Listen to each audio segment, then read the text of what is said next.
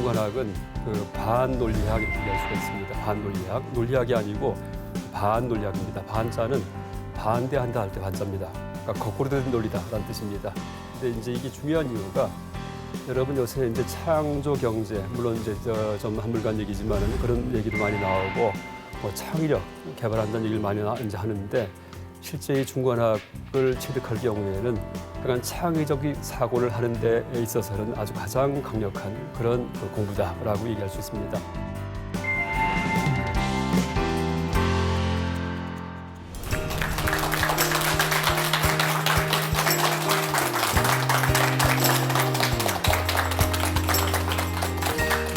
반갑습니다. 동국대학교 경주캠퍼스 불교학부 근무하는 김성철이라고 합니다.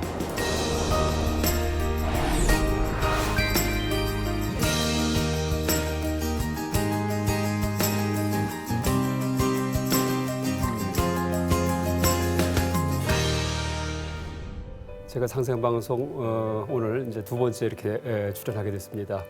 아마 몇 달 전에 이제 이 중간학에 대해서 오늘 이제 강의 내용이 중간학인데 중간학에 대해서 10차례에 걸쳐 갖고 상생방송에서 방송을 한 적이 있습니다. 아마 방송을 이제 보신 분들은 낯이 익을 겁니다. 어쨌든 불교 용어로 이제 인연이란 말을 하는데 이제 제가 이렇게 상생방송 증산도와 인연이 깊은가 봅니다. 벌써 이제 두 번째 이렇게 와서 강의를 하게 됐는데 먼저 강의는 강의 듣는 분들이 이제 연구원들이고 다 박사급 이상 되는 그런 분들이었기 때문에 좀 강의가 어려웠던가 봅니다. 그래서 다시 연락을 주셔가지고 청소년들을 위해서 중간학 강의할 수 있겠느냐라고 이제 물으셔서 제가 가능합니다 하고 이렇게 얘기했습니다. 그래서 이제 내용은 같겠지만은 이제 훨씬 더 쉽게 풀어가지고 고등학교 혹은 이제 대학교 초반까지 그 청소년들이 들어서 이해할 수 있을 정도로 그렇게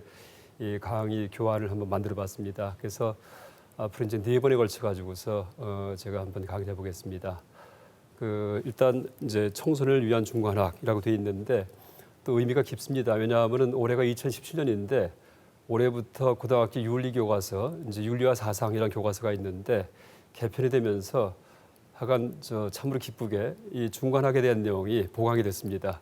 그 전까지는 뭐 이 중간학의 창시자가 용수 스님이라는 인도, 지금부터 한 1800년 전에 활동했던 인도 스님인데 이제 그분에 대한 소개가 한 두세 줄밖에 없었다가 올해부터 이제 개편된 교과서에는 뭐 근 한 반 페이지 이상에 걸쳐 가지고서 이 용수 스님과 그러니까 중간학에 대한 상세한 설명이 나옵니다. 그래서 올해부터 우리나라에 이제 이렇게 중간학이 널리 보급되는 이제 그런 일이 벌어지겠구나 하는 그런 생각을 하게 됐습니다. 근데 그런 생각을 하는 차에 이제 연락이 와서 강의해달라고 이렇게 부탁을 이제 하셨습니다. 그래서 뭔가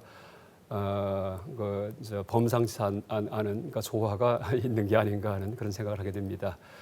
왜 이런 말씀드리냐 하면은 이 중간학이 아마 여러분 강의 들어보면 아시겠지만은 듣도 보도 못했던 강의입니다. 그러니까 듣도 보도 못했던 학문입니다. 그러니까 서양에서는 뭐 우리가 이제 우리 학문이 다 서양 학문을 그냥 수용을 해서 우리가 이제 모든 교과 과정을 이제 그렇게 이루고 있는데 초등학교 때부터 나중에 대학교 때까지요. 뭐 전체가 다 서양 학문입니다. 동양 학문이 아니고. 근데 서양 학문에는 전혀 없는 분야가 바로 중간학입니다. 이제 쉽게 얘기한다면은 이 중간학은 반논리학 이렇게 얘기할 수가 있습니다. 반논리학, 논리학이 아니고 반논리학입니다. 반자는 반대한다 할 때 반자입니다. 그러니까 거꾸로 된 논리다라는 뜻입니다. 그래서 논리는 이제 우리의 생각이 작동되는 법칙이 이제 논리고요. 그걸 연구하는 학문이 논리학인데 이제 이 중간학은 물론 기원이 인도에 있습니다. 인도 물론 이제 불교 내의 한 분야이기도 하고요. 근데 이 중간학에서는 그런 논리적 생각의 허구성을 다 폭로합니다.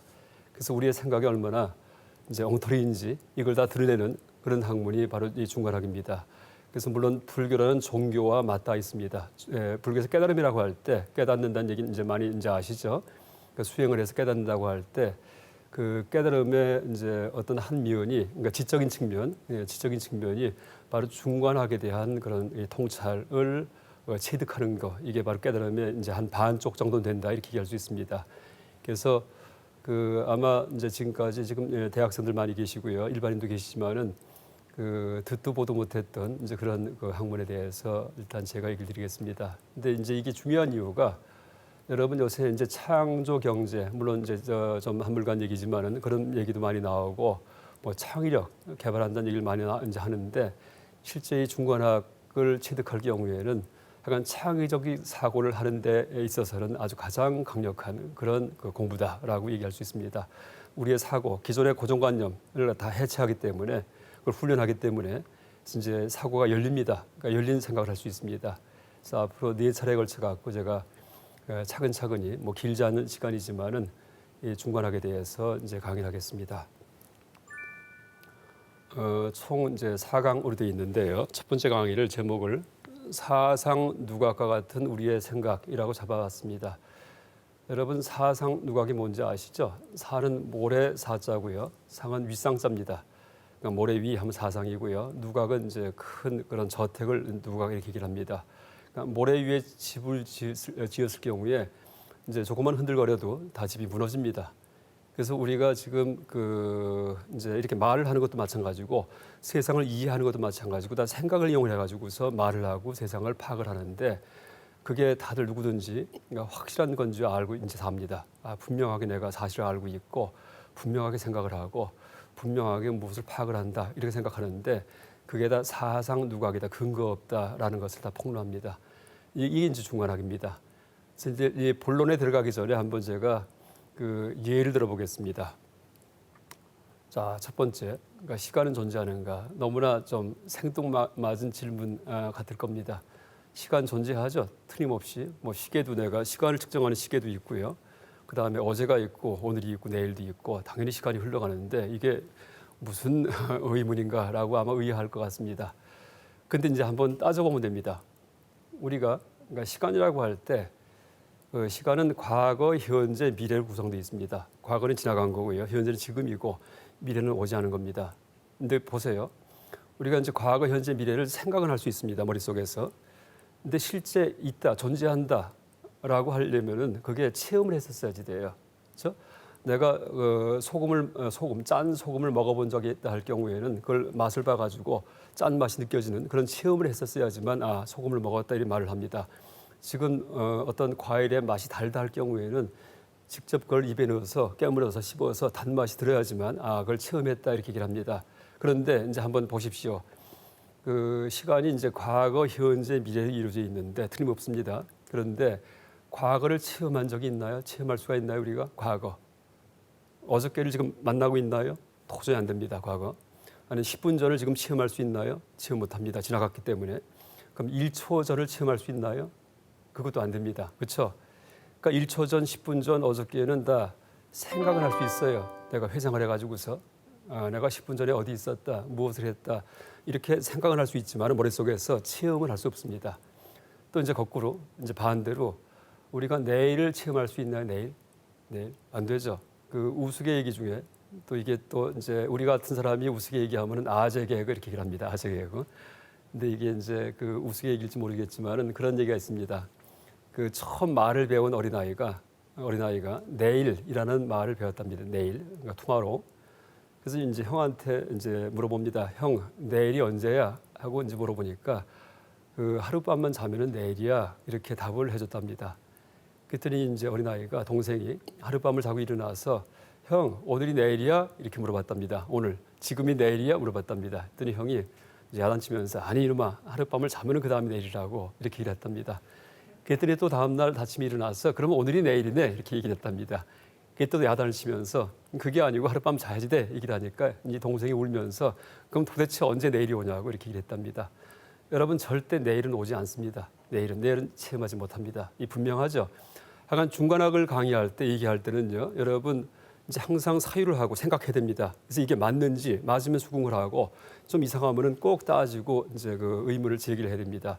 그래서 이제 내가 납득되는 것만 수용하면서 차근차근 내 생각이 점점 맑아집니다. 어쨌든 여러분 내일은 절대 만날 수 없죠. 물론 체험할 수 없죠. 근데 내일을 생각할 수는 있습니다. 내일 갖다가. 근데 내일만이 아니고 이제 보세요. 10분 뒤도 만날 수가 없습니다. 10분 뒤. 그렇죠? 지금 여기 써 있듯이 미래는 실제하는가, 미래를 직접 체험할 수 있는가 이렇게 이제 제가 이제 써놨는데 그 10분 뒤도 미래 아니미자에다가 한자로 올래자를 썼습니다. 아직 오지 않은 이제 그런 그 시간대 이게 미래인데 미래는 절대 만날 수가 없죠. 그러니까 솔직히 1초 뒤도 만날 수가 없습니다. 1초 뒤도요. 그럼 이제 우리가 지금 그 만나는 게 뭘까요? 현재죠. 지금 이 순간입니다. 이 순간. 옛날 과거의 성인, 뭐 현인들 가르침에 보면은 이제 과거는 지나가서 없고 미래는 오지 않아 없기 때문에 항상 현재에 충실하라라는 말은 많이 합니다. 항상 지금 이 순간이 가장 중요하다. 이런 말들 옛날부터 동양과 서양의 이제 성인 군자분들이 많이 얘기를 하십니다. 그런데 중관학에서는 현재도 없습니다라고 얘기를 합니다. 현재도요. 그렇게 얘기를 합니다. 그래서 중관학은 일반적인 성인과 이 현인들이 말씀하시는 것보다 더 한 걸음 더 나갑니다. 자, 한번 보겠습니다. 왜 그런지에 대해서. 이제 보세요. 과거는 지나가서 만난 적이 없습니다. 아까 설명드렸습니다. 과거는 지나갔기 때문에 절대 만난 적이 없죠. 미래는 오지 않아서 만날 수가 없습니다. 1초 뒤도. 그런데 현재는 지금 이 순간입니다. 현재는 과거와 미래 틈에 끼어서 있을 곳이 없습니다. 있을 곳이. 그럴까요? 지금 여러분 이 순간이 현재예요. 현재. 지금 제가 이렇게 손을 흔들 때 이게 보이시죠? 지금 보이는 움직이는 순간 이게 몇 초쯤 될까요? 한번 여러분 따져보세요. 몇 초 정도 될지 한번 재보십시오. 한번 시계 갖고 측정하세요. 이렇게 할 때 현재가 몇 초인지. 1초쯤 될까요? 1초? 1초 하면은 똑딱 1초인데 보세요. 똑 할 때는 딱이 미래입니다. 딱 할 때는 똑이 벌써 과거로 갔습니다. 이 순간을 똑딱이 현재다 이런 말 못합니다. 그렇죠? 벌써 거기에 과거, 현재, 미래가 다 있습니다. 그럼 이 순간은 바로 이 순간이기 때문에 똑 이렇게 얘기를 합니다. 바로 이 순간. 이제 그 한 점 같은 순간인데 똑 정도는 되겠다라고 얘기할 수 있습니다. 근데 그것도 여러분 이 슬로우 모션으로 이렇게 틀어줄 경우에 만약에 이 순간을 갖다가 이럴 경우에는 똑 했을 경우에 또 할 때가 있고 끝에 옥 할 때가 있죠. 또 할 때 옥이 미래고 옥 할 땐 또가 과거입니다. 그러니까 실제 또 이 순간이 똑 이거보다 더 짧아요. 그럼 이 순간이 얼마일까요? 무한히 0에 수렴한다. 수렴. 점점 0에 가까워지다 지금 말해버립니다. 그래서 이제 실제 보니까 우리가 논리적으로 따져보니까 이제 과거는 지나가서 없고 현재는 오지 않아서 없고 미래는 오지 않아 없고 현재는 지나간 과거하고 오지 않은 미래하고 틈에 끼어 있는 게 사이에 있는 게 현재 지금 이 순간인데 이것은 있을 곳이 없습니다. 증발합니다. 그럼 어떻게 됩니까? 과거도 없고 미래도 없고 현재도 실제하지 않네. 물론 머릿속에 다 있었습니다. 참 희한합니다. 그래서 제가 이제 이 중관학에서 얘기하는 내용이 바로 이런 겁니다. 이제 그 중에 한 예만 들어가지고서 지금 여기 설명을 했는데 그림에서 보듯이 이제 과거 이제 파란 색깔로 제가 이 그림을 그려봤습니다. 과거가 지나갔고요, 미래는 오지 않았고요. 현재는 그 사이에 끼어 있는데 지금 선으로 나타내긴 했지만은 여기는 아마 선의 두께가 있을 겁니다. 굵기가. 근데 실제 현재는 굵기도 없습니다. 증발합니다. 참 이상합니다. 그래서 이제 이게 실제 세계에서 일어난 일입니다. 그래서 이제 우리가 제가 이제 아까 얘기했습니다. 그러니까 서양 학문에서는 전혀 없는 그런 학문이라는 얘기를 했는데 또 논리학이 아니고 반논리학 이렇게 얘기를 했는데 틀림없이 우리의 생각이 정확한 줄 알고 살았고 우리의 생각이 세상을 있는 그대로 파악하는 줄 알고 살았는데 일단 시간에 대해서 한번 따져보니까 과거도 실제하지 않고 그다음 미래도 실제할 수가 없고 현재도 실제하지 않습니다. 이상합니다. 그럼 어떻게 돼요? 과거, 현재, 미래가 다 없기 때문에 시간이 증발합니다. 시간이 없습니다. 사실은요. 근데 이렇게 느끼는 건 뭐예요? 다 내 머리가 만든다는 얘기예요. 그러니까 실제 세계에는 존재하지 않고 다 머리 굴려가지고서 어저께, 내일, 오늘, 그다음에 지나간 과거, 미래, 현재 이렇게 말을 붙입니다. 그래서 이제 우리의 생각이 그만큼 빈틈이 있구나, 허점이 있구나 하는 것을 드러내는 것이 바로 중관학입니다. 지금 한 가지 예만 들은 겁니다. 근데 이제 중관학의 교과서가 중론이라는 책이 있습니다. 중론.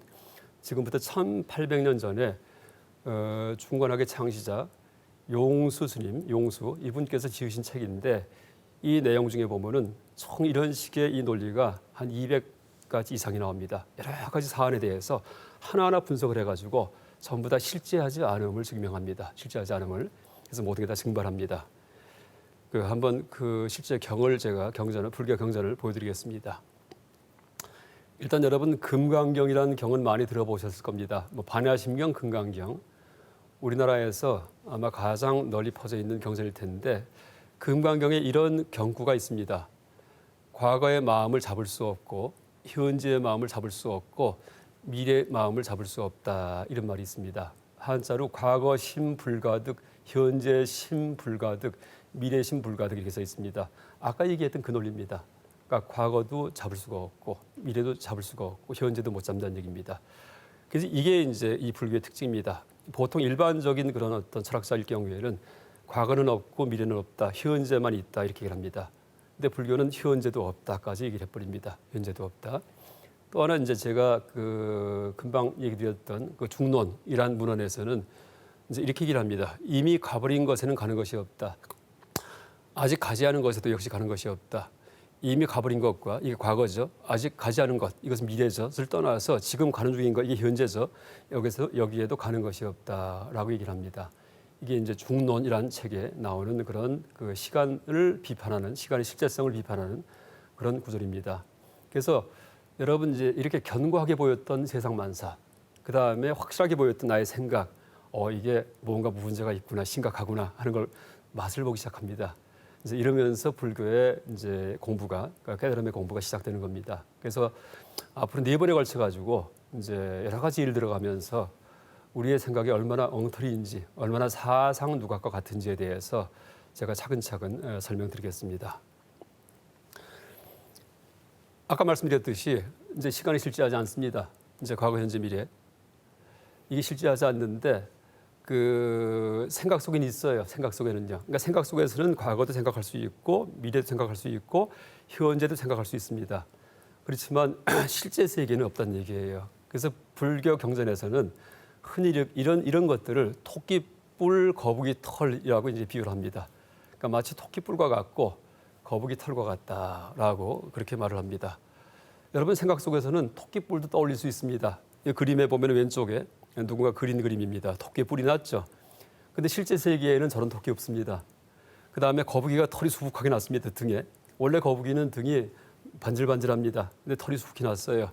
근데 머리에 떠올릴 수 있습니다. 저런 거북이를. 근데 실제 세계는 없다는 얘기예요. 그렇듯이 과거, 현재, 미래도 머리에 떠올릴 수는 있어요. 근데 실제 세계에는 보니까 없더란 얘기입니다. 따져보니까는 실제하지 않는구나 라고 이제 압니다. 여러분 순간에서 영원으로, 순간이 곧 영원이다 이런 얘기 들어보셨어요? 그러니까 종교 체험에서 이제 일어난 일일 테지만은 어쨌든 그런 통찰이 이게 그냥 말만 있는 게 아니고 뭔가 있겠구나 하는 이제 그런 자각을 하게 됩니다. 지금 우리가 다들 시간의 수레바퀴에서 저 굉음을 내고 달리는 시간의 수레바퀴에 타가지고서 쾅쾅쾅 흘러가는 신용을 합니다. 근데 엄밀히 보니까 지금 이 순간 시간이 없습니다. 그렇죠? 그래서 시간의 수레바퀴에서 내리게 만드는 이제 그런 우리의 마음을 이제 하차하게 만드는 그런 논리와 가르침이 바로 중관학이다라고 얘기할 수 있습니다.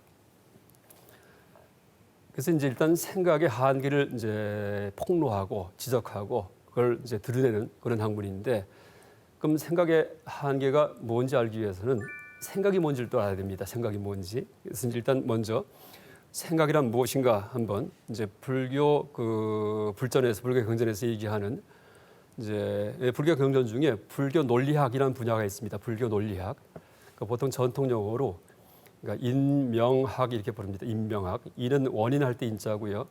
명은 밝을 명자를 씁니다. 그러니까 원인을 밝히는 학문. 이게 이제 논리학인데 근거를 밝히는 학문입니다. 근데 여기에서 생각에 대해서 이제 얘기를 합니다. 우리의 생각. 근데 일단 생각에 대해서 얘기하기 전에 이제 알매 세계. 여러분 하루 종일 알매 세계 속에서 이제 암 속에 살고 있죠. 아침 일어나자마자 벌써 여기 내 집이구나. 그다음 밥 먹어야지. 그다음에 밖에 나갔다가 모든 게 다 눈에 들어옵니다. 귀에 들리고 다 알입니다. 암. 근데 심지어 꿈을 꿀 때도 무슨 꿈인지 다 알입니다. 그래서 우리의 삶은 다 알무로 이루어져 있습니다. 알무로다가. 그래서 이제 알매 세계는 도대체 어떻게 구성되어 있는지에 대해서 불교 논리학에서 이렇게 두 가지로 구분합니다. 그러니까 감각적 알미 있고 그다음에 생각을 통한 알미 있습니다. 생각을 통한 암 딱 두 가지입니다. 그래서 감각적 알을 보통 지각, 영어로 퍼셉션이라고 얘기하고요. 생각을 통한 알은 추리, 영어로 인퍼런스라고 그렇게 얘기를 합니다. 일단 중관학에서는 이 가운데 생각으로 알기, 추리, 인퍼런스 이것을 비판하는 겁니다. 그러니까 감각적 알에 대해서 이게 실제하지 않는다 하는 게 아닙니다. 감각적 알은 다 실제합니다. 뜨겁고 그렇죠? 맵고 짜고 다 실제합니다. 근데 이제 생각으로 거기에 생각을 붙였을 때 그게 문제가 된다는 것을 폭로하는 것이 중간학입니다. 그래서 이 중간학에서 비판하는 것은 감각으로 아는 것을 비판하는 게 아니고 이것이 허구다라고 얘기하는 거 아니고 생각으로 아는 것들 이것이 이제 잘못되었다라고 그렇게 비판합니다. 근데 감각의 대상, 다시 말해 지각의 대상은 특수한 것들입니다. 특수한 것들. 그다음에 생각의 대상, 다시 말해 추리의 대상은 이 보편적인 것들입니다. 그러니까 특수는 파티큘라, 이 보편은 제네럴리티 혹은 유니버설이라고 얘기를 합니다. 그래서 이제 우리가 머리 굴릴 경우에는 항상 이 보편을 사용합니다. 여러분 보편이라고 할 경우에는 이제 관념이라고 번역해도 되고요, 혹은 개념이라고 해도 되고 플라톤이 말했던 이데아 같은 경우에도 다 이데아만 알 겁니다. 이데아의 세계 이게 바로 보편입니다. 그래서 변치 않는 것이 보편이에요. 그러니까 예를 들면은 우리가 이제 지금 눈앞에서 소를 한 마리 봤습니다. 소 이제 음매하고 우는데 이제 이 소가 누렁이 황소입니다. 황소 한국의 토종의 황소인데 이거는 특수한 소입니다. 근데 보니까 옆에 또 음매하고 우는데 얼룩덜룩해요. 검정색과 하얀색이 얼룩덜룩합니다. 이건 젖소예요. 그렇지만 소인지 알아요. 처음 봤는데도 불구하고 또 음매하고 우는데 하나는 물에서 웁니다. 이것도 보니까 소예요. 금방 압니다. 처음 봤는데도 왜 그럴까요? 공통점이 있기 때문이에요. 공통점. 그래서 이제 여러 가지 특수한 것들의 공통점을 추출해서 아는 알음을 이제 그렇게 아는 그 대상을 보편이라고 얘기를 합니다. 혹은 공통성이라고 얘기해도 되고요. 혹은 이제 일반성이라고 얘기를 해도 됩니다. 근데 우리의 생각은 항상 그 공통성, 보편, 일반성 이걸 사용해서 사유를 합니다. 그래서 이제 플라톤이 말했던 이데아 같은 경우에도 바로 보편 혹은 이제 공통점 혹은 이제 그런 우리의 그 관념 혹은 개념과 다 같은 말입니다. 그래서 이제 플라톤 같은 경우에는 우리의 영혼은 정신은 그런 이데아를 사용해서 사유하기 때문에 죽은 다음에도 이제 사라지지 않고 이데아의 세계로 돌아간다라고 얘기합니다. 왜냐하면 특수한 이제 그런 특수일 경우에는 항상 변해요. 특수한 소는 지금 눈에 있다가 없어지기도 하고 죽기도 합니다. 하지만 소 보편은 절대 사라지지 않습니다. 내 머릿속에 있기 때문에. 그러니까 우리의 영혼은 항상 영원한 보편을 사용하기 때문에 죽은 다음에 영원한 세계에 갈 것이고 몸은 특수한 거기 때문에 이제 흙으로 돌아갈 것이다라는 것이 플라톤의 아날로지 유비추리입니다. 물론 맞는 말은 아닙니다. 어쨌든 이제 근사하게 추측을 한 겁니다. 그래서 어쨌든 이 보편은 사유의 그런 그 내용이 보편이고요. 감각의 내용은 특수다라고 얘기할 수 있습니다. 지금 이 말씀드리는 이유는 이 중간학에서 비판하는 것이 바로 보편의 실제성을 비판하기 때문이에요. 보편이 실제 있는가, 소 그 자체가 실제 있는가, 아니면은 뭐 사람, 죽음, 삶 이게 다 보편 개념이에요. 이런 개념들 이게 실제 있는가 이걸 비판하기 때문에 아까 말씀드렸듯이 시간이라는 것도 보편입니다. 과거도 보편이고 다 개념이기 때문에 이게 실제 있는가 이걸 비판하기 때문에 이제 비판의 대상이 되는 이제 그런 그 대상의 정체를 정확히 알아야지만 이 비판하는 중간학도 우리가 파악할 수 있기 때문에 그래서 제가 이 얘기를 드립니다. 근데 이제 일단 이 보편 특수란 말도 아까 플라톤 말씀드렸지만은 이 불교만이 아니고 이 서양 철학에서도 이제 역시 쓰는 그런 그 용어입니다. 쓰는 구분법입니다. 근데 차이점이 뭐냐 하면은 이 보편과 특수가 이제 정해진 게 아니고 일반적인 보편과 특수일 경우에는 어떤 차원에서는 특수가 됐다가 그러니까 상위에 대해서는 특수가 되고 하위에 대해서는 보편이 됩니다. 예를 들면은 소가 있을 경우에 소는 동물 중에 일부의 동물. 그러니까 동물 속에는 소도 있고 말도 있고 개도 있고 뭐 당나귀도 있고 사자, 호랑이가 다 있습니다. 그러니까 동물에 대해서는 동물이 보편이고 공통점입니다. 소, 말, 개, 당나귀에. 그다음에 소가 특수가 돼요. 근데 이제 소가 있는데 소 밑에 또 황소, 물소, 젖소가 있어요. 그러니까 젖소, 물소, 황소, 얼룩소 같은 경우에는 이게 특수가 되고 그 위에 이걸 다 포괄하는 공통점 소는 또 보편이 됩니다. 그러니까 똑같은 소인데 하위 개념에 대해서는 보편이 되고 상위 개념에 대해서는 특수가 됩니다. 그래서 이제 이렇게 그 위계에 따라 가지고서 보편과 특수의 정체가 달라지는 것이 보통 일반적으로 얘기하는 보편 특수 개념입니다. 그런데 불교는 이것과 다릅니다. 불교는 이 아까 이 표에 얘기했던 모든 것들이 다 보편입니다. 모든 게 다 생각의 내용이에요. 생각의 대상이고. 그리고 특수는 뭐냐 하면은 그 한마디로 얘기하면은 포인트 인스턴트를 기랍니다. 포인트는 점이고요. 공간적으로 크기가 가장 작은 거 점입니다. 그다음에 인스턴트는 순간, 찰나 이렇게 일합니다. 시간적으로 가장 작은 단위 이게 특수예요. 그것만을 특수라고 얘기를 합니다. 그러니까 불교 전문 용어로 자상, 자기의 모습이다라고 얘기를 하기도 하는데, 그러니까 불교 전문 용어는 이제 이 보편은 공상이라 부르고요. 이 불교 전문 용어로 특수는 자상이라 부릅니다. 다시 말해 이제 얘기한다면은 생각의 내용은 다 공상 가지고서 생각을 합니다. 생각의 내용은 공상, 보편이죠, 개념들이죠. 그러니까 공통점의 모습이다 이런 뜻입니다. 그 다음에 감각의 대상은 다 자상이에요. 그 자체들 이런 뜻입니다. 그래서 이제 우리의 감각의 대상은 자상인데 불교에서 얘기하는 그런 특수는 이제 이렇게 위기에 따라 가지고서 특수가 됐다가 보편이 되는 그런 특수가 아니고 가장 극단적인 특수만을 특수라고 얘기를 합니다. 가장 극단적인 거, 그러니까 점이에요. 이게 무슨 얘기냐 하면은 세상은 한 점과 찰나, 그러니까 찰나적으로 존재하는 한 점의 모임으로 이루어져 있다. 이게 불교입니다. 그래서 무슨 얘기냐 하면은 여러분 이제 마스 게임 하는 거 아시죠? 마스 게임. 뭐 무슨 올림픽 같은 거 할 경우에 마스 게임 합니다. 그러면은 실제 한 사람 한 사람이 막 움직여서 뛰어가는데 멀리서 관중 속에서 볼 경우에는 말이 막 뛰어가는 걸 보이기도 하고 뭐 동그라미가 막 네모가 됐다가 이렇게 막 움직이는 영상이 보입니다. 근데 실제 일어나는 일은 뭐예요? 한 사람의 움직임이에요. 한 점에. 여러분 카드 섹션도 마찬가지입니다. 카드 섹션. 관중 속에 앉아가지고서 카드만 펼쳤다 한 사람이 하는 것은 이게 닿았다 하는데 그 약속에 따라 가지고서 검정색 펼쳤다가 노란색 펼쳤다가 하는 것만 그냥 시킨 대로만 합니다. 근데 멀리서 보니까는 막 어떻게 돼요? 비행기가 날아가기도 하고 카드 섹션 할 때 그런 영상이 보입니다. 그래서 그것과 똑같은 것이 세상 모습이다. 이게 불교입니다. 그때 카드 섹션의 카드 한 장 한 장 이게 바로 포인트 인스턴트예요. 한순간만 존재하는 뭐의 한 점이라는 뜻입니다. 여러분 그림 중에 점묘파 그림 아세요? 점묘파? 점을 찍어가지고서 그림을 그립니다. 아니면 여러분 그 픽셀 요새 이제 컴퓨터 이제 시대이기 때문에 그러니까 픽셀 아시죠? 그래서 점이 얼마나 많은가에 따라 갖고 픽셀 수가 많으면은 화면이 부드러워지고 픽셀이 적으면은 좀 울퉁불퉁해집니다. 그래서 확대해 보면은요 이 칼라 사진도 점이 보입니다. 점. 근데 그렇게 이루어진 것이 세상이다라는 것이 불교입니다. 그때 그 점이 뭐예요? 한순간만 존재해요. 왜? 모든 게 무상하기 때문에, 변하기 때문에 번쩍번쩍번쩍하고 있습니다. 근데 이제 전체 입체적인 모자이크의 흐름이 세상만 삽니다. 그래서 그 점을 갖다가 누가 파악을 해요? 내가 파악하죠. 뭐가? 나의 주의력이 어텐션. 여러분 나의 주의력도 한 점입니다. 여러분 내가 강의 들을 경우에 어떻게 돼요? 등에 의자가 다 있는 느낌이든지 아니면 남이 누구 얘기할 때 들리는 소리 전혀 안 들립니다. 왜? 주의력이 이쪽에 와 있기 때문에. 그래서 주의력도 실제는 한 점인데 그 얼마나 기민하게 움직이는 점이냐 하면은 1초 동안에 75번을 갖다 치는 점입니다. 이게 불교에서 얘기하는 겁니다. 그러니까 75번이 무슨 뜻이냐 하면은 그 찰나가 가장 짧은 시간의 그 단위인데 그 1초가 똑딱 하는 1초가 그 75찰나로 구성되어 있다라고 계산이 됩니다. 불교 경에 다 써 있는 얘기입니다. 그래서 1초 동안에 똑딱 할 동안에 다다다다닥 하면서 75번을 친다는 얘기예요. 여러분 지금 눈앞에 보이는 이 모습이 면으로 보이시죠? 근데 매 순간순간을 점을 보시는 겁니다. 근데 그걸 나의 주의력이 나의 망막을 갖다가 다다닥 쳐가지고서 아, 면이구나 하고 착각하는 겁니다.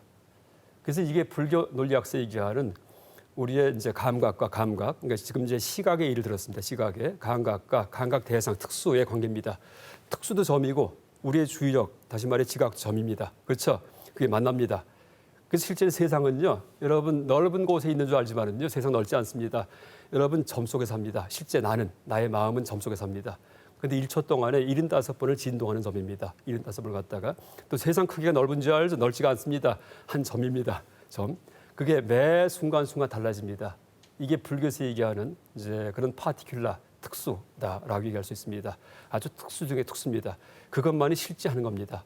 그러니까 콸콸콸 흘러가는 이제 명멸하면서 번쩍번쩍거리면서 콸콸콸 흘러가는 입체적인 점의 흐름, 이게 세상만사다라고 얘기합니다. 그러니까 나도 없고 너도 없고 세상도 없어요. 아무것도 없어요. 그냥 점의 집합만이 그냥 흘러갈 뿐입니다. 그런데 이제 이 중관학에서는 이제 그 점의 집합 이걸 비판하는 게 아니고 뭐예요? 그 점들의 공통점 때문에 보편이 생깁니다. 보편. 그렇죠? 공통점 때문에 그런 개념들 이건 소구나 소도 실제 볼 때는 점의 집합이에요. 원래는요.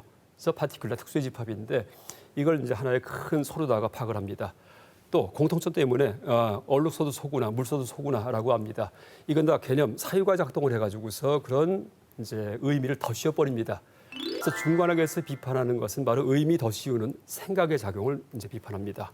그래서 제가 지금 알매 세계 중에서 감각의 세계가 아니고 생각의 세계를 비판하는 것이 중간학이다라는 얘기를 드리기 위해서 우리 알매 세계 전체를 이제 설명드렸습니다. 그럼 도대체 이제 생각이란 어떻게 구성되어 있는가 할 경우에 이렇게 3단계에 의해서 생각이 이루어집니다. 가장 생각의 기초가 되는 것이 개념입니다. 개념. 이제 아까 이데아, 관념, 보편, 그 다음에 공통점 얘기한 게 다 개념에 해당합니다. 그래서 하나하나의 단어들입니다. 뭐 책, 사람, 나무, 인생, 삶, 죽음 이게 다 개념입니다. 하나짜리이기 때문에. 이제 그림에 보면은 동그라미, 네모, 세모에서 점을 찍어놨죠. 따로따로 되어 있는 게 개념입니다. 그러니까 개념의 벽돌 해도 돼요. 집을 지을 때 쓰는 가장 기초 재료가 이제 바로 개념입니다. 마치 벽돌을 쌓아서 집을 짓듯이 개념이 모여가지고서 생각이 됩니다. 그래서 이제 이 개념 다음 단계는 판단이 이루어집니다. 그래서 예를 들면은 바람이 분다 이 판단이에요. 바람이란 개념하고 붐이란 개념하고 둘이 합해집니다. 그럼 바람이 분다. 그러니까 두 개의 개념이 합해져 갖고 하나의 판단이 생깁니다. 비가 내린다. 비라는 개념하고 그다음에 내린다는 개념하고 합해져 갖고 이제 두 개의 개념이 합해져서 하나의 또 판단이 이루어집니다. 그다음에 이제 세 번째는 우리가 생각을 할 때 추론, 추리가 있습니다. 이것은 판단 세 개가 모이면 추리가 돼요. 그래서 이제 모든 사람은 죽는다. 그런데 소크라테스는 사람이다. 그러므로 소크라테스는 죽는다. 3단 논법이죠. 그래서 이제 판단 세 개가 모이면은 추리가 됩니다. 이제 이렇게 3단계로 전개되는 것이 우리의 생각입니다. 이제 중간학에서는 이 전체를 비판합니다. 그러니까 근본 자체가 잘못되었다라고 얘기를 합니다.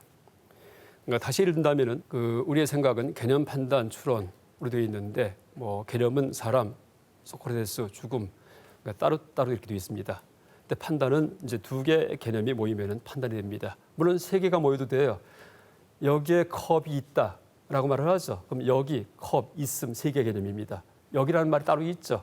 컵이라는 말 따로 있죠. 개념이. 그다음에 있음이라는 또 개념이 또 따로 있죠. 이 세 가지가 합해지면 여기에 컵이 있다 이렇게 말을 해버립니다. 그래서 말을 붙여가지고서 그렇게 판단을 만들어 버립니다. 그런데 그 중간학에서는 그 반논리학 얘기 드렸죠. 반논리학. 이제 이런 논리가 아니고 이렇게 논리학을 다 부수는 겁니다. 그러니까 부순다고 하기보다도 이 논리의 세계가 근거 없다는 점을 다 폭로합니다. 폭로. 그래서 이제 이 설명한다면은 그러니까 생각을 통해서 생각에서 벗어나게 만드는 거 이게 바로 중간학입니다. 그러니까 생각을 통해서 그러니까 생각의 세계가 문제가 있다 하면서 벗어났는데 그 방법이 뭐예요? 그 생각에 문제가 있는 자가당착이죠. 그럴 수도 있어요. 역설적이에요. 그 다음에 논리에 의해서 논리로부터 해탈합니다. 그러니까 논리의 세계가 이제 아까 개념, 판단, 추리에서 이제 그렇게 논리학이 성립하는데 3단계에 의해서. 근데 거기에서 벗어나게 만드는 게 중간학인데 방법은 또 논리입니다. 논리. 그래서 이제 비유한다면은 어떻게 이게 가능한가 하면은 여러분 이 장작을 이제 태울 때 그 나무를 한 무더기 가져와서 불을 지핍니다. 그럼 타죠. 근데 잘 안 타요. 그럼 어떻게 합니까? 장작 하나를 집어가지고서 이렇게 쑤십니다. 밑을 갖다가 그러니까 들어줍니다. 그럼 더 잘 타죠. 그렇죠? 이게 바로 중간학입니다. 그래서 이제 장작을 다 태우기 위해서 이제 여기저기를 갖다가 쑤셔주는데 그 도구가 바로 장작이에요. 장작 갖고 장작을 태웁니다. 나중에 다 타면 어떻게 돼요? 이 불쏘시개도 던져버리죠. 그렇죠? 그럼 다 타버리죠. 이게 중간학입니다. 그래서 이제 또 다른 예를 든다면은 여러분 목욕할 때 비누칠하고 때를 참 밀죠. 그다음 나중에 어떻게 해요? 이 손이 바로 중간학입니다. 중간학. 그래서 이 손 가지고서 손도 몸이에요. 근데 이 손은 아직 안 씻었어요. 씻지 않은 상태에서 다 목욕합니다. 근데 이걸 안 씻으면 목욕한 게 아니에요. 나중에는 어떻게 돼요? 여기도 비누칠도 해버립니다. 그 씻어버리죠. 그래서 중간학은 이제 몸을 씻을 때 사용하는 몸으로서의 손과 같이, 그다음에 장작을 태울 때 쓰는 그런 불쏘시개로서의 장작과 같이 말은 말이고 논리는 논리지만은 말과 논리의 세계에서 벗어나게 한다라고 얘기할 수 있습니다. 그래서 역설적이지만은 이제 그런 역설적이면서 역할을 하는 것이 바로 중간학입니다. 그래서 이제 앞으로 얘기할 게 여러분 이제 한번 맞춰보십시오. 왼쪽을 얘기할까요? 오른쪽을 얘기할까요? 그러니까 똑같은 생각하는 사람이에요. 왼쪽은 여러분 잘 아는 로댕의 생각하는 사람입니다. 오른쪽도 많이 봤을 겁니다. 근데 좀 모양이 달라요. 나무로 만들어져 있습니다. 목조. 이것은 일본의 국보입니다. 일본의 국보. 일본의 광룡사 고류시라는 절이 있는데 여기 모셔져 있는 이제 그런 이제 관음상인데 둘 다 생각하는데 좀 포즈가 다르죠. 그래서 왼쪽은 그냥 근육을 이제 불끈 이제 이제 불린 상태에서 아주 고민하듯이 생각합니다. 오른쪽은 어떻게 돼요? 너무나 잔잔하게 생각합니다. 이제 우리가 생각이라고 할 때 이제 아까 얘기했던 그 생각은 논리적 생각, 분석적 생각은 왼쪽과 같은 생각일 겁니다. 근데 이 중관학은 생각은 생각인데 어떤 생각이냐 하면은 오른쪽과 같은 생각을 하게 만들어주는 그런 학문이다라고 얘기할 수 있습니다. 그래서 이제 논리와 반논리, 그러니까 논리가 그런 보통 일반적인 생각이라면은 중관학은 반논리입니다. 이제 바로 오른쪽에 해당하겠죠. 여러분 지식과 지혜 뭐 많이 들었죠? 어떻게 다를까요? 지식과 지혜가 어떻게 다를까요? 지식은 쌓아서 이룩되고요. 지혜는 허물어 갖고 얻어집니다. 지식은 많이 암기하고 그렇죠? 공부를 많이 해야 됩니다. 지식이 늡니다. 그렇죠? 근데 지혜는 어떻게 돼요? 내가 있던 고정관념을 답하는 거예요. 갖고 있던 거. 이렇게 생각이 막혀 있었는데 그 뚫리는 거. 이게 지혜입니다. 생각이 열리는 거. 그래서 이제 지식은 쌓아서 이룩되고 지혜는 허물어서 얻어진다라고 얘기할 수 있습니다. 중관학이 바로 지혜를 가르치는 학문이에요. 그러니까 중관학 배우고 나면은요, 여러분 남는 게 없어요. 뭐 하나 배운 것 같지가 않아요. 왜? 그 허무는 테크닉만 익혔기 때문에, 나의 생각을 허무는 방법만 익혔기 때문에 이제 그 방법을 앞으로 알려드릴 겁니다. 학문과 도 어떻게 다를까요? 학문은 역시 쌓는 겁니다. 왼쪽 그림에 해당할 겁니다. 학문하려면은 고민을 하고 연구를 하고 해야 됩니다. 근데 도는 어떻게 돼요? 마음을 비우고 점점 덜어냅니다. 편안해집니다. 그래서 그러니까 도를 닦으면은 오른쪽과 같은 표정이 되고 학문을 하면은 왼쪽과 같은 표정입니다. 그래서 이 똑같은 생각하는 사람인데 동양과 서양이 이렇게 다르게 표현을 합니다. 그래서 제가 이제 너무나 이제 아주 극명하게 대조가 되기 때문에 이 두 그림을 같이 한번 대조해봤습니다. 그러니까 왼쪽은 생각하는 사람, 오른쪽은 반가 사유상. 반가는 뭐죠? 반쪽만 다리를 올리고서 반가, 결가부자, 반가부자 아세요? 가부자 들다 할 때 다리 꼬는 게 가부자예요. 근데 반만 들었습니다. 그래서 반가하고서 사유상. 한자로 사유상이죠.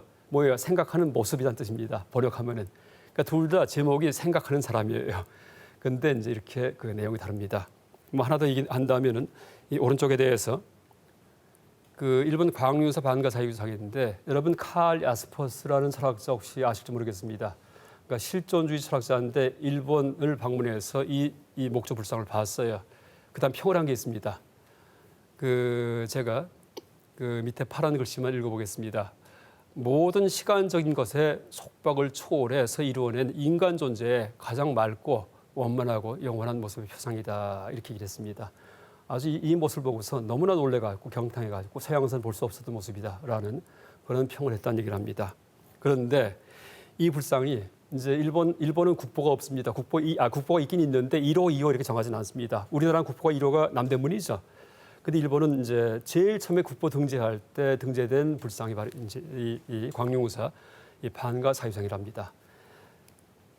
근데 이 기원이 바로 이제 신라나 혹은 백제 우리나라 불상이 있습니다. 그래서 나중에 여러분 이 불상에 보면 오른쪽에 이제 이 광룡우사 불상에 보면은 나무가 좀 손상이 되어 있는데 이 목재의 재질을 갖다가 연구를 해보니까 그 세포를 분석해 보니까 적송 붉은 소나무.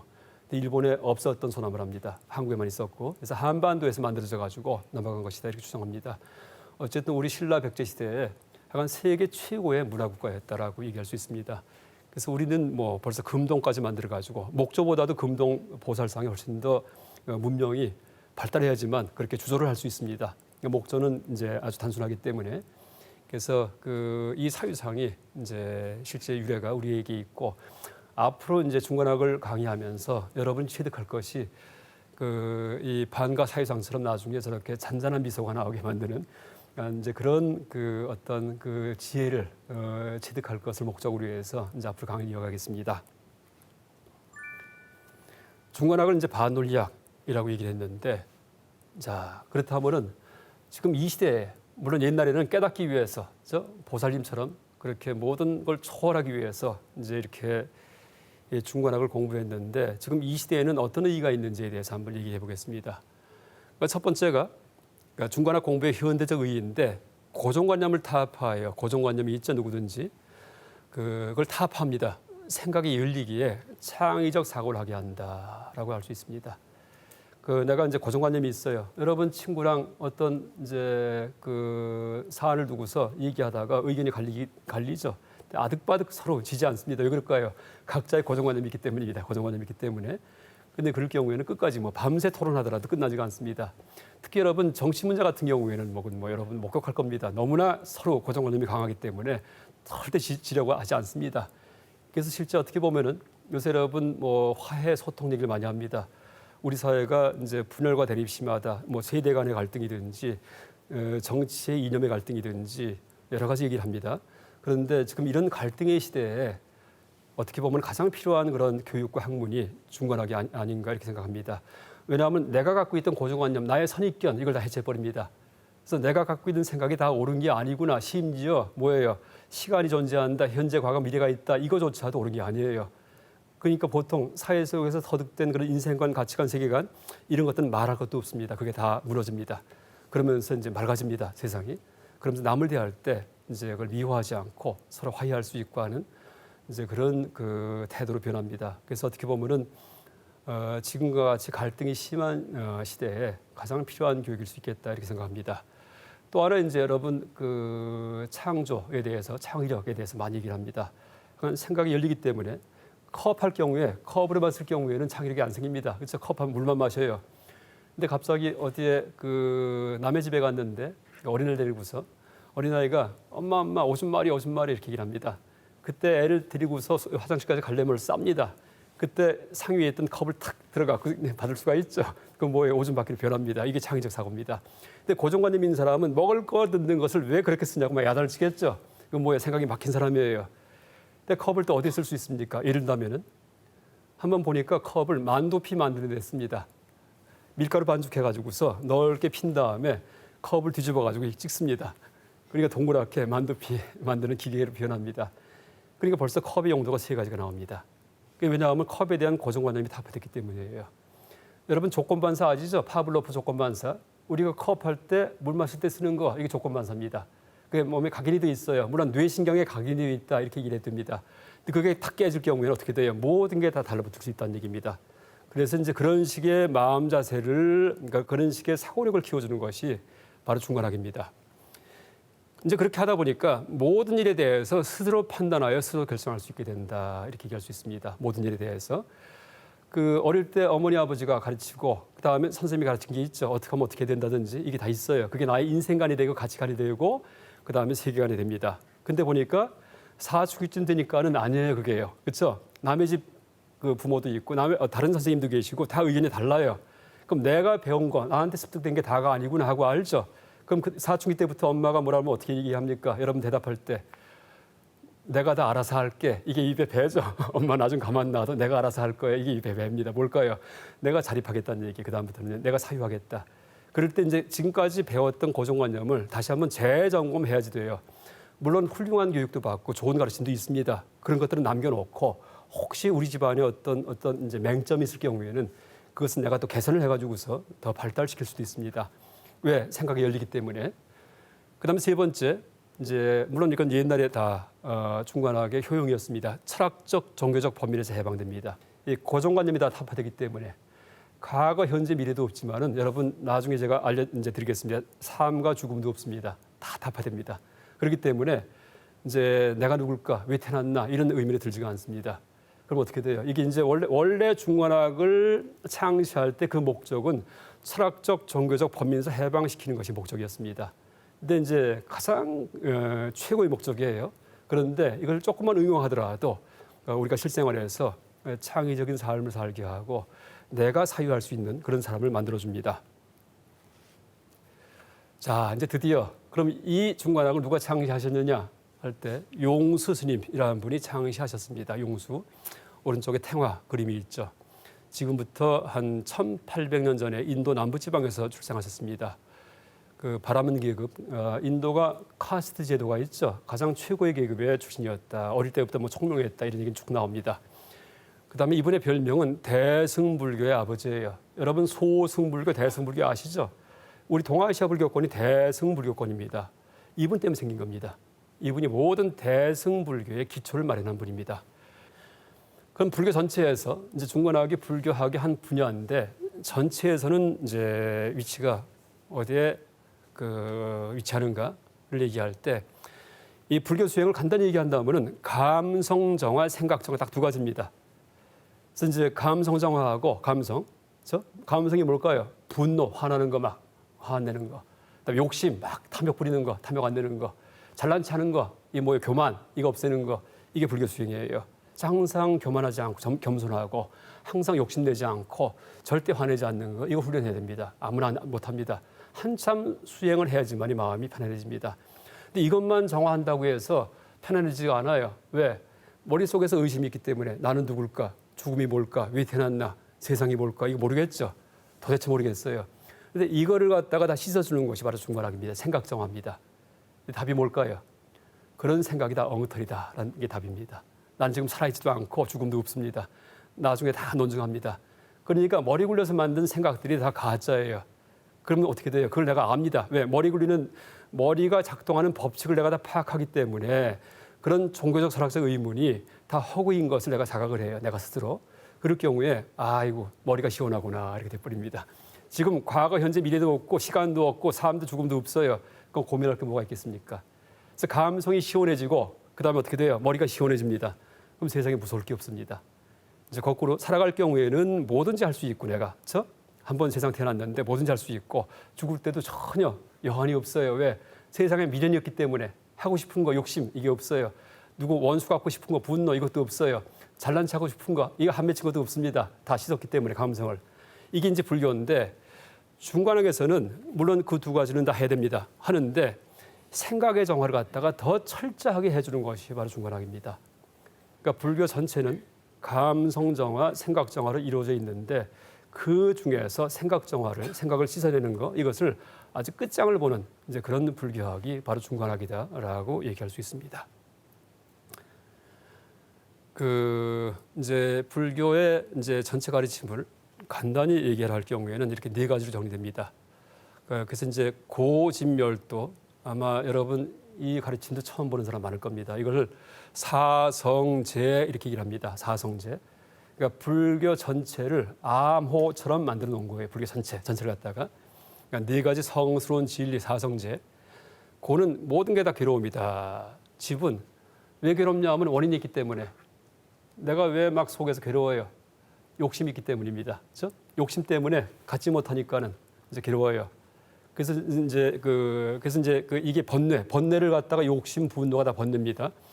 그러니까 여러분 이제 큰 집에 살고 싶어요. 큰 집에. 그래서 이제 이사 갔어요. 한참 살다 보니까 너무나 기뻐요. 근데 옆에 보니까 옆에 사람은 더 큰 집에 살아요. 내 친구는요. 그때 또 글로 이사 가고 싶습니다. 끝이 없죠. 그러니까 물론 큰 집 이사 가면 돼요. 그래서 이제 더 큰 집을 샀는데 보니까는 이제 한 10년 살다 보니까 옆에는 더 큰 저택들이 있어요. 개인 주택 져가지고 한 3층을 졌는데 땅이 뭐 300평입니다. 또 거기 가고 싶어요. 끝이 없죠. 그러니까 어떤 욕망이 있고 이제 내가 큰 집이 없다는 괴로움이 있을 경우에 그걸 해결하는 방법이 열심히 일해서 돈 벌어갖고 큰 집 사면 돼요. 이게 뭐예요? 문제가 있을 때, 괴로움이 있을 때, 그렇죠? 문제가 있을 때 그걸 바깥에서 해결하는 겁니다. 근데 불교에서는 그렇게 해결 안 해요. 문제가 있을 때 안에서 해결합니다. 뭐예요? 욕심을 빼는 거예요. 욕심을 뽑아버립니다. 큰 집이 이사 가고 싶어요. 그럴 때 그 욕심을 일단 제거합니다. 이럴 경우에 어떻게 돼요? 편안하겠죠. 이게 불교적 해결 방식입니다. 이게 바로 사성제예요. 그때 그 욕심에 해당하는 게 집입니다. 집. 그래서 이제 뭐 화가 나요. 이럴 경우에 막 어떤 사람한테 참 화가 나요. 가서 분풀이하고 막 때려줘요. 그럼 속이 시원하겠죠. 이건 바깥에서 해결하는 겁니다. 근데 이 당한 사람이 가만히 있겠어요? 또 와서 원수 갚겠죠. 그럼 싸움이 끊이지가 않아요. 나중에 또 그럼 이제 얻어맞으면 다시 가서 때려줍니다. 싸움이 끊이지가 않습니다. 근본적인 해결은 싸워서 제압하는 게 아니고 내 마음속에 있는 분노를 제압하는 겁니다. 이걸 뽑을 경우에는 용서를 하게 되겠죠. 그렇죠? 화낸 사람에 대해서. 그래서 이제 그 분노, 탐욕, 잘난 체하고 싶은 마음 이런 것들을 내 마음에서 제거해가지고 해결하는 것이 불교적 방식입니다. 이게 집입니다. 그래서 이제 해결된 것을 소멸 이렇게 얘기를 하고요. 해결하는 방법을 도 닦는다, 수도 이렇게 얘기를 합니다. 이게 고진멸도예요. 그런데 중관학에서는 괴로움이 뭐냐 하면은 뭐 큰 집이 없다, 배가 고프다, 병이 들었다 이런 얘기 하는 거 아닙니다. 어떤 괴로움이냐 하면 분별, 생각의 고통이에요. 나는 누굴까? 세상이 뭘까? 도대체 죽으면 어떻게 될까? 왜 태어났나? 이게 다 머리가 만든 고통입니다. 여기에 원인이 뭘까요? 잘못된 생각 때문이에요. 네, 이제 앞으로 아까 얘기했죠. 생각이 세상을 있는 것들이 묘사하지 못한다는 거. 시간이 있다, 뭐 과거가 있다, 현재가 있다, 미래가 있다. 이게 다 잘못된 생각입니다. 물론 일반 사람들은 다 그러고 살지만은 이게 잘못된 생각이에요. 그걸 타협할 경우에 그때 생각의 괴로움이 사라집니다. 그래서 생각이 편해집니다. 그렇게 하는 방법은 뭐예요? 논리적으로 한번 따져보는 거예요. 그러니까 경을 읽으면서 그대로 따져보는 겁니다. 그래서 불교 전체의 그런 그 핵심 4가지 교리에다가 중관학을 그러니까 대비시켜봤습니다. 그다음에 이제 중관 해서 제가 처음 듣는 용어인데 막 지금 사용을 했습니다. 이제 비로소 말풀이를 해드리겠습니다. 중관은 문자 그대로 중도에 대한 관찰이라고 그렇게 풀이할 수 있습니다. 중도. 더 쉽게 얘기하면 흑백 논리 비판이에요. 우리가 머리 굴릴 때 흑백 논리적으로 작동합니다. 흑백 논리로 살았다 죽었다 나다 너다 이게 다 흑백 논리입니다. 그다음에 반논리학 뭐 생각시키 이렇게 얘기할 수 있는데 그 중도에 대한 관찰할 때 지금 그림이 2가지가 있죠. 흑백 논리 비판한 다음에 중간 가운데가 있다 이렇게 생각할 수 있어요. 근데 이것은 중관학이 아닙니다. 그냥 흑백 논리만 비판해 버리면 그게 끝입니다. 그래서 이제 위에 있는 거 흑과 백 논리로 이루어진 게 우리 생각 전체입니다. 그런데 이걸 제거하는 거 이게 바로 중관학입니다. 흑백 논리 비판하고서 올바른 논리가 있다 이게 아니에요. 흑백 논리 비판하는 거 다시 말해 생각 씻어버리는 거 이거면 끝입니다. 그래서 이제 이런 식의 그런 중관학의 취지를 보통 파사현정이라고 부릅니다. 아마 이 얘기는 아마 들은 분들 많이 계실 겁니다. 파사현정 언제 많이 쓰죠? 뭐 검찰 개혁, 검찰총장님 새로 취임하셨을 때 파사현정의 깃발을 들고 뭐 열심히 일하겠다 이렇게 얘기를 하십니다. 그러니까 삿된 것을 논파여 파에서 발을 드러낸다 이렇게 얘기를 합니다. 이것이 바로 불교 용어입니다. 그러니까 원래 전통 용어가 아니고 불교 용어 중에는 우리가 그냥 일상생활 속에 쓰는 게 참 많습니다. 야단법석, 그다음에 교회 장로님들 장로 다 불교 용어입니다. 그다음 뭐 여러 가지가 있습니다. 이 파사현정도 불교 용어고 바로 중관학 용어입니다. 중관학 용어. 그런데 이 요점은 파사 나쁜 걸 논파한 다음에 그 다음에 가서 바른 걸 드러낸다 이게 절대 아닙니다. 파사가 곧 그 현정이에요. 다시 말해 잘못을 논파함 그대로가 발음을 드러내는 겁니다. 그래서 씻기만 하면 된다는 얘기입니다. 씻기만 하면은 여러분 이제 예를 들면은 그 더러운 옷을 갖다가 비누를 빨 때 막 빨아요.